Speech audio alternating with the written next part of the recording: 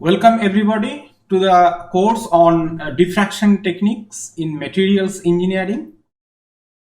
And you all already know a little bit about the diffraction in materials. So today I will simply go through the lecture contents that I have planned for this particular subject, and then we can go through one by one.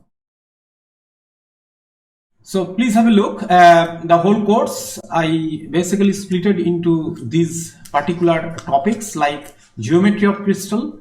Diffraction 1, we will talk about diffraction or direction of the diffracted beam.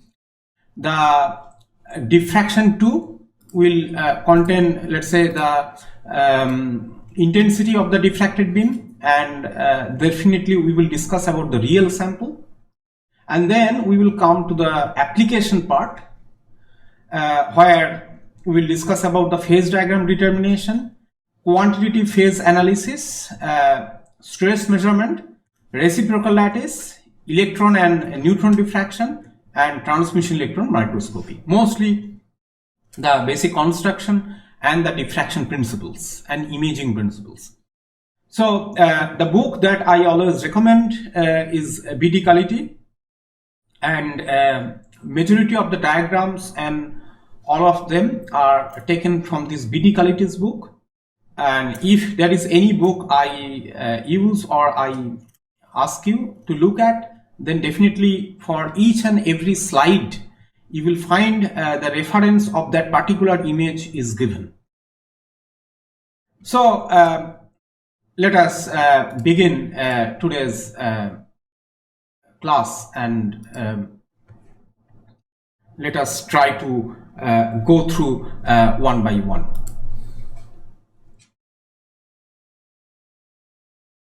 So at the beginning of this particular topic that we are going to discuss today, that is the geometry of crystal, first we need to know what do we mean by lattice.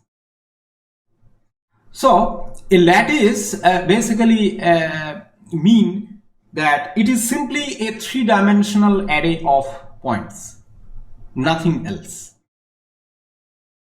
So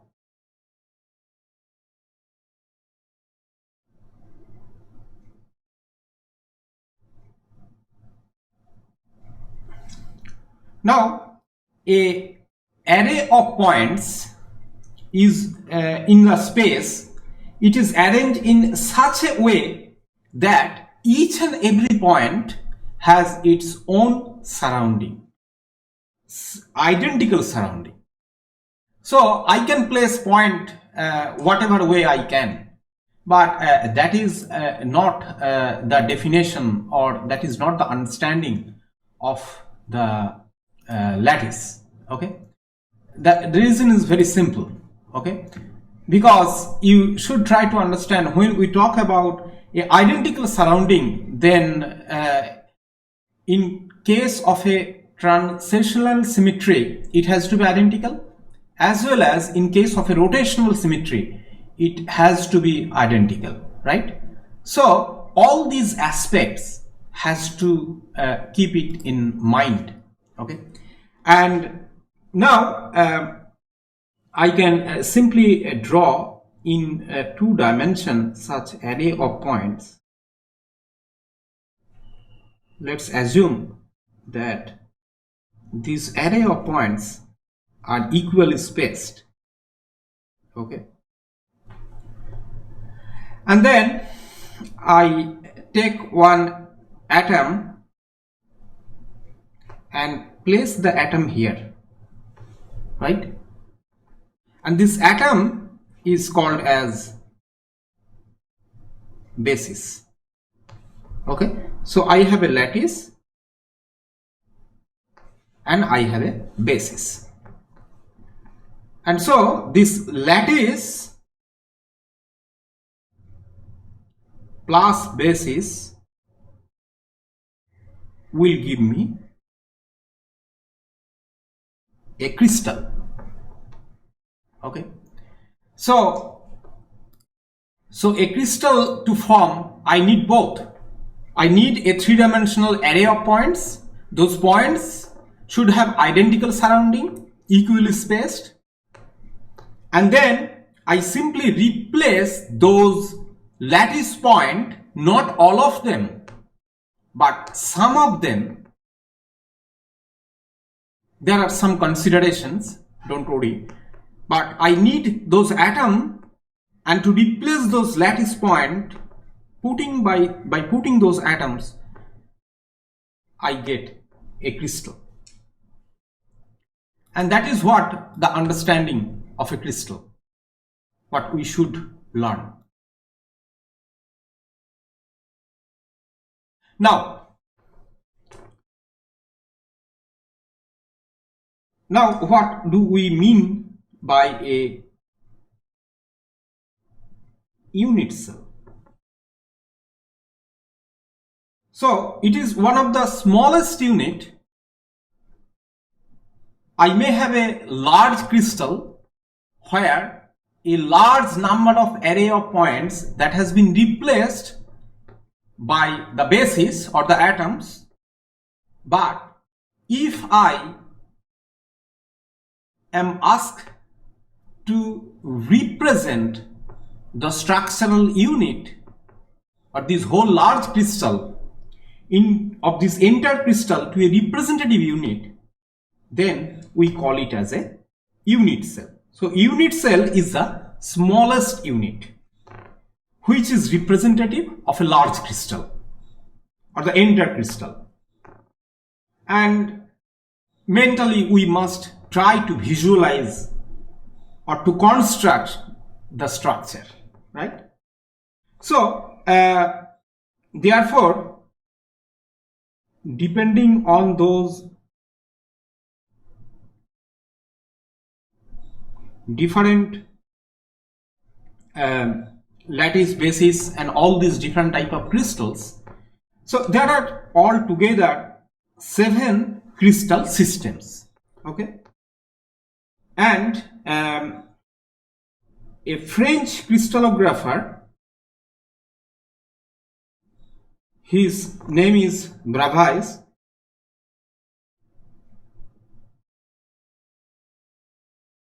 So he basically had demonstrated that there are total 14 possible point lattice, and these 14 different possible point lattice system that he has introduced in 1848, quite long time back, and that is why we call them as Bravais lattice and so on. So one thing we learned by now, that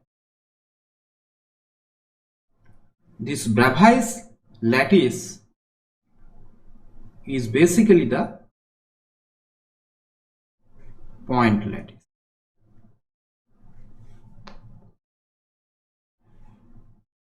Now you may often heard about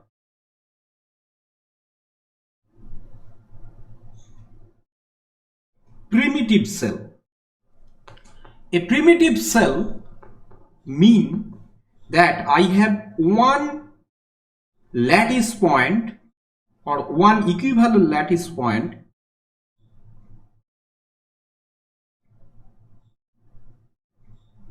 per unit cell. Okay, and therefore we represent a primitive cell with either P or R. Okay, and there are also non-primitive cells.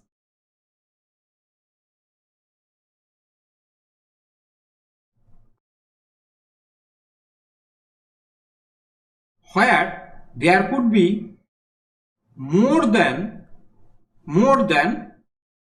one, there could be more than one point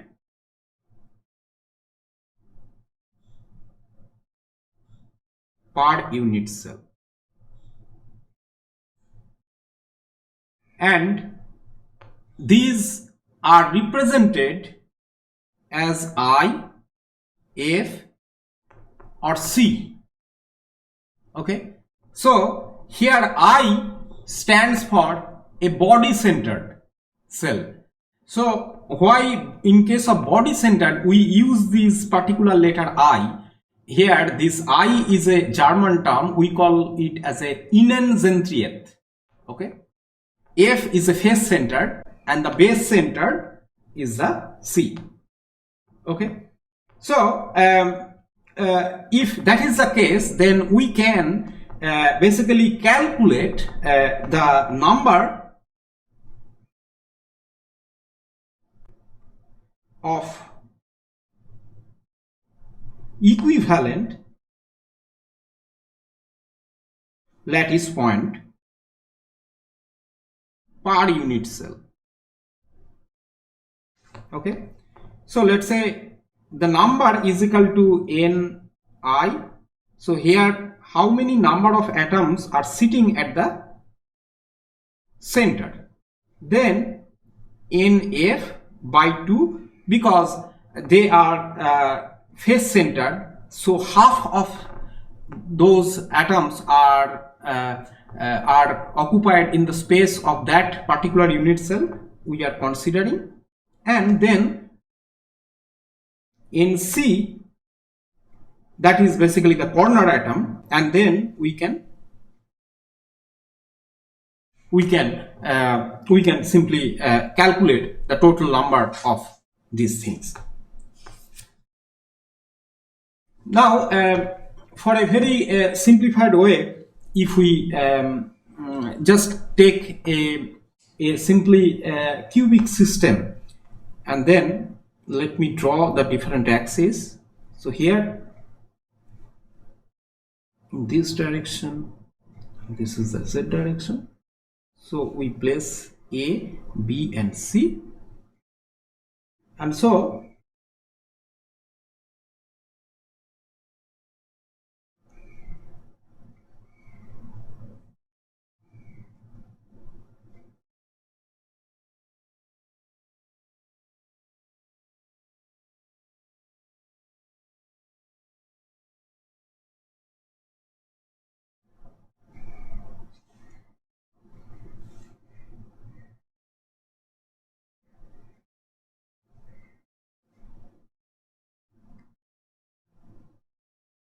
okay,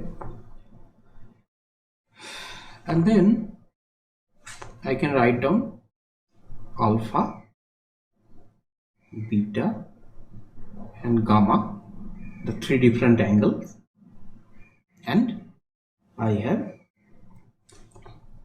the axis length, that is A, B and C, and so X, Y, Z are the directions. So A, B, C are my lattice vectors, and I have alpha, beta and gamma.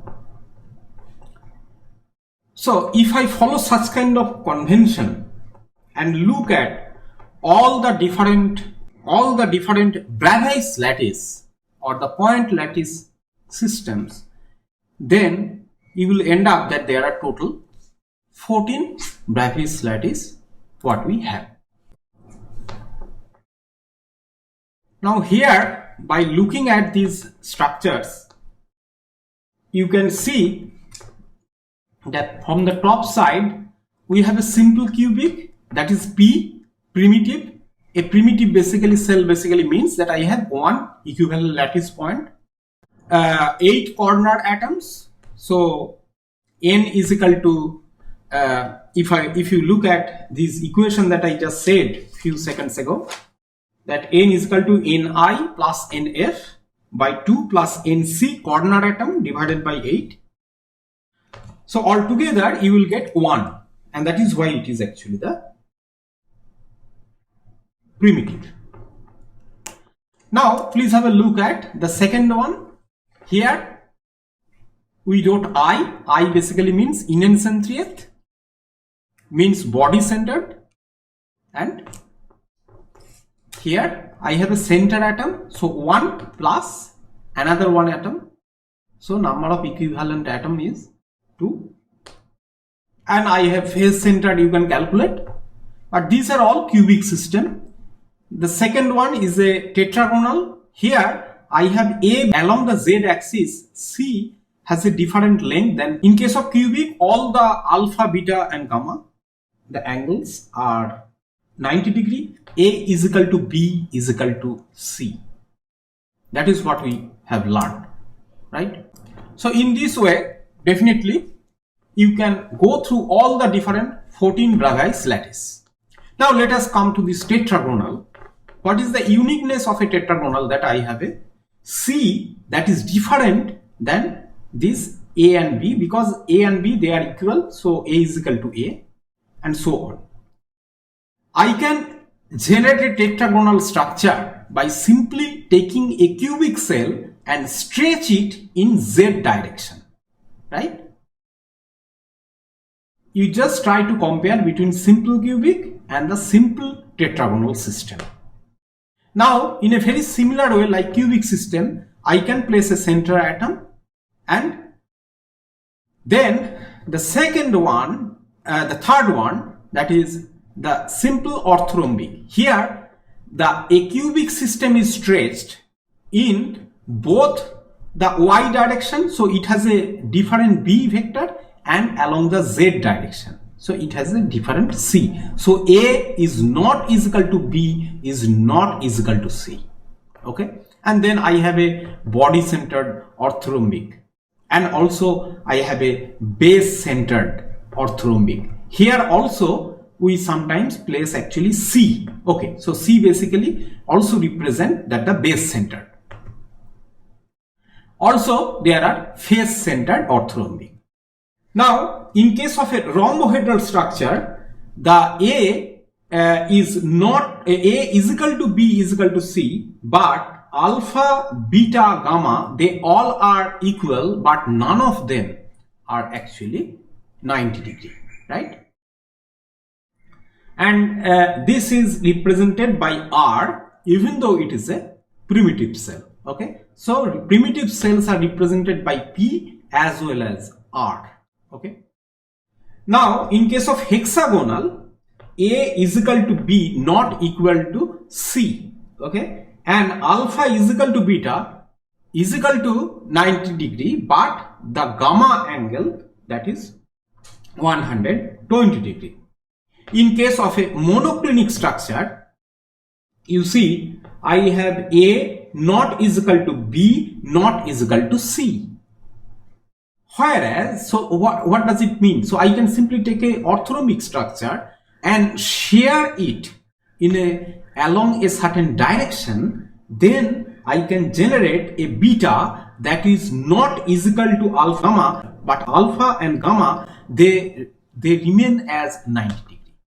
Why I am talking about this shearing, stretching and all this? Because later on, when you will go through some phase transformation or any other kind of course, you will realize that each and every structure are well linked. Okay, so there are many different phase transformation occur by shearing, okay, or maybe by some sort of lattice distortion or introduction of certain type of atom into a lattice, and therefore along certain direction the lattice get stretched. Okay, so these are the things that are important. So the last one, that is the triclinic system, where A is not is equal to B is not equal to C. Very similar like monoclinic, and here the alpha, beta and gamma, they are neither they are equal nor they are 90 degree in angle. Okay, so these are some of the very important aspects of all the different 14 Bravais lattice, which you can keep it in your mind, and they will be important for any studies and also for the diffraction studies what we are going through this particular course. Is there any important aspect that is related with this particular structures or crystal structures? Yes, we can again rethink about all these different 14 Bravais lattice and try to see, can we do some symmetry operations and simply change the structure? Well, these are very important aspects in crystallography, because certain symmetry operations that can be performed in this particular body, or let's say the unit cell, and which will bring it to its coincidence with itself. Okay, means I simply take a cubic structure and then rotate it a certain angle multiple times, and then the same structure will evolve, right?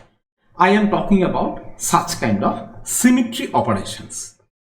So if you look at, then there are total 4 number of macroscopic symmetry operations.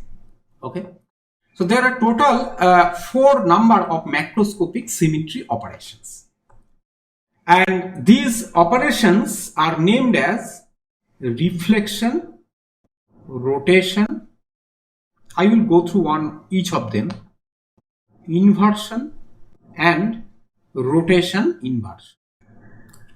So these are all these 4 macroscopic symmetry operations: reflection, rotation, inversion and rotation inversion.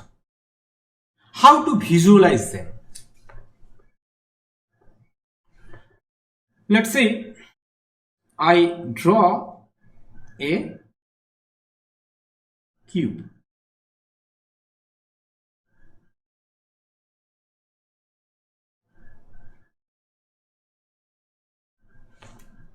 Okay, and then I try to find out a plane inside this cube where both sides will be just a reflection geometry. What does it mean? I find a plane, this one, where the point A1 and A2 point, they will be just like as a mirror. Okay, so this particular plane is called as a reflection plane. So what I am trying to understand, that what is the relation between A1 and A2 point. So if I draw this particular mirror plane, then the A1 point will come to A2 point if I consider this particular reflection. This is simply great. Now, is there any kind of other things we can do? Yes, I can again take that same cube,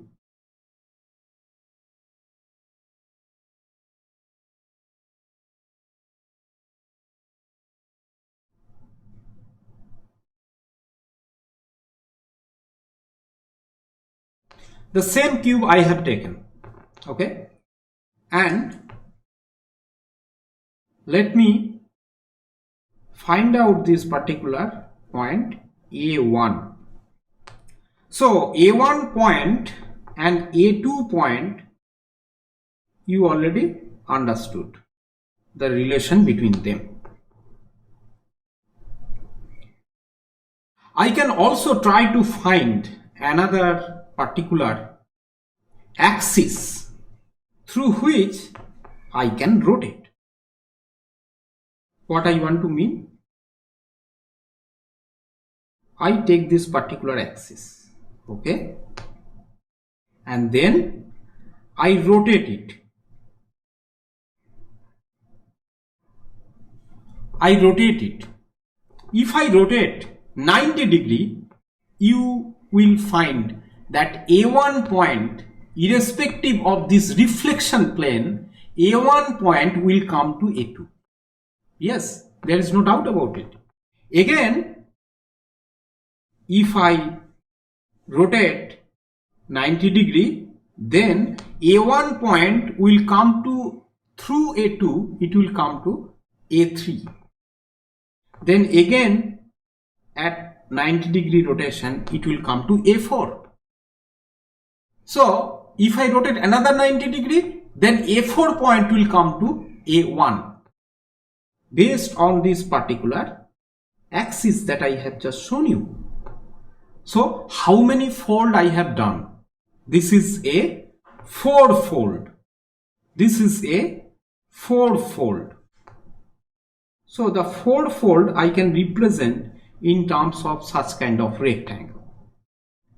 Is there any of such axes I can generate?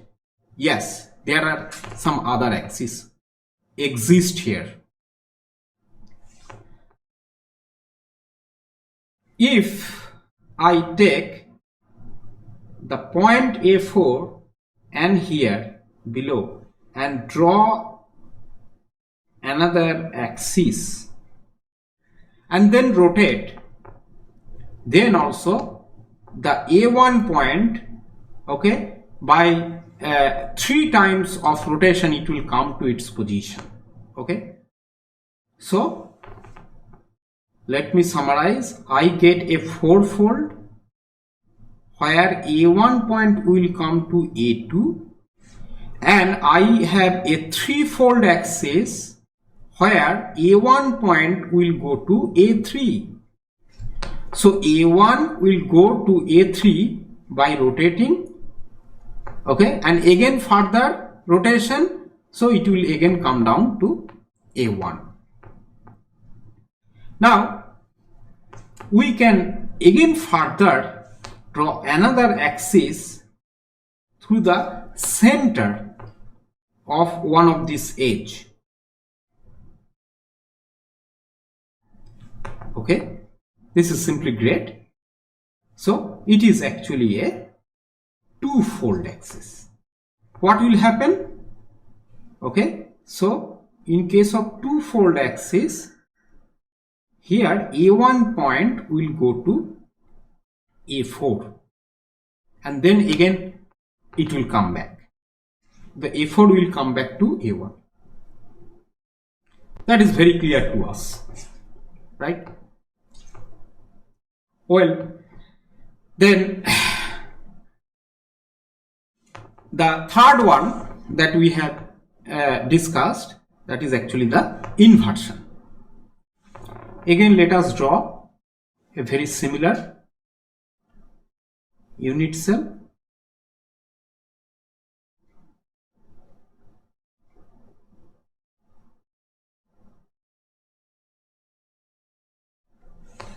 A similar unit cell. Now I am trying to find what is the relation between these 2 points. Yes, if I draw this particular imaginary line, I can find that A1 and A2 point are correlated with a inversion center. This is a inversion center. Okay, and what else?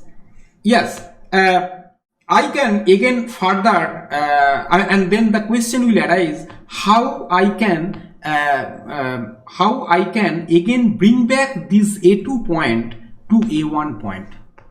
I may find an inversion center, no doubt about it. Yes, there is also a possibility. What is that?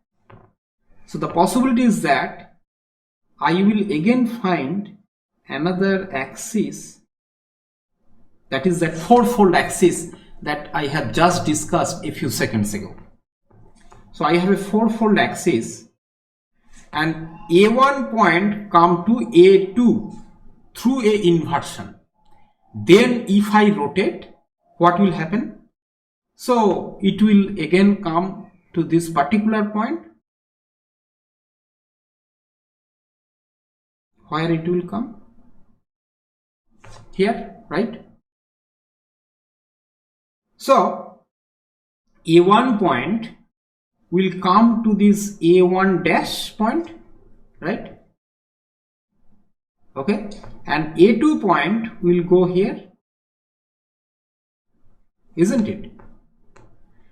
So you can see that now these A1 and A2, the new A2 I am talking about, A1 and the new A2 point are correlated through a rotation inversion axis. I have a inversion axis and I have a rotational axis. So what I am trying to explain, that each and every point in this unit cell, how they are correlated, right? So we have 4 symmetry operations and we can simply correlate it through each and every point. Please have a look what I have just discussed.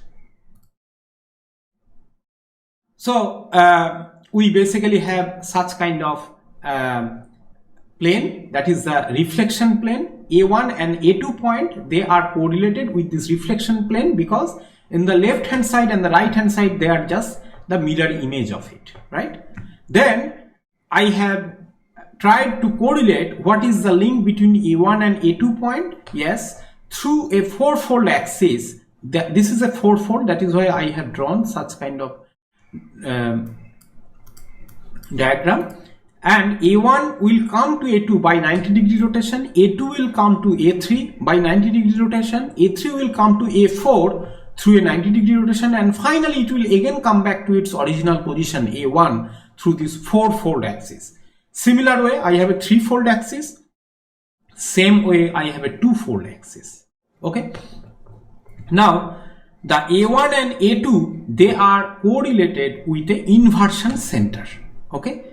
So, not only these nearby points are correlated, but also I have a correlation between these completely different point in the opposite side at the bottom. Okay. And now, this point A1 and A2 here, A1 and A2, they are also correlated through a inversion, and then if I rotate it another 90 degree, so in a fourfold axis, then it become actually A2. So these 2 points are also correlated, right? Okay, so far you have learned the different symmetry operations and their principles, the different Bravais lattice and so on. And if we try to look at, and if we conduct a symmetry operation in all these different Bravais lattice, then we will end up with this particular thing, that there are many different symmetry elements actually. So in case of cubic, tetragonal, orthorhombic, rhombohedral, hexagonal, monoclinic and triclinic, all these 7 crystal systems. So the minimum symmetry elements that we can conduct, that there are total 4 number of threefold rotation axis. In case of a tetragonal, we have 1 of fourfold rotation or rotation inversion axis. In case of orthorhombic, there are 3 perpendicular twofold rotation axis or rotation inversion axis, and let's say the 1 number of, let's say, threefold rotation axis or rotation inversion axis. In case of hexagonal also, we have 1 number of sixfold rotation or rotation inversion axis. In case of monoclinic, we have 1 number of twofold rotation or rotation inversion axis. In case of triclinic, there is no symmetry element we can construct. So I think this is all about the different symmetry elements that we can generate or we can think about in case of all these 14 Bravais or 7 crystal system. So with this, we already understood several points. The basic geometry means what is lattice. What do we mean by lattice? What do we mean by a unit cell? What do we mean by a crystal system? What do we mean by a primitive or non-primitive cell? How to estimate and how to calculate the number of the equivalent number of lattice point in a unit cell, that we have understood. Also, we understood very different type of systems, lattice symbols and all these, and also the symmetry operation. With this, we complete our class today. Thank you.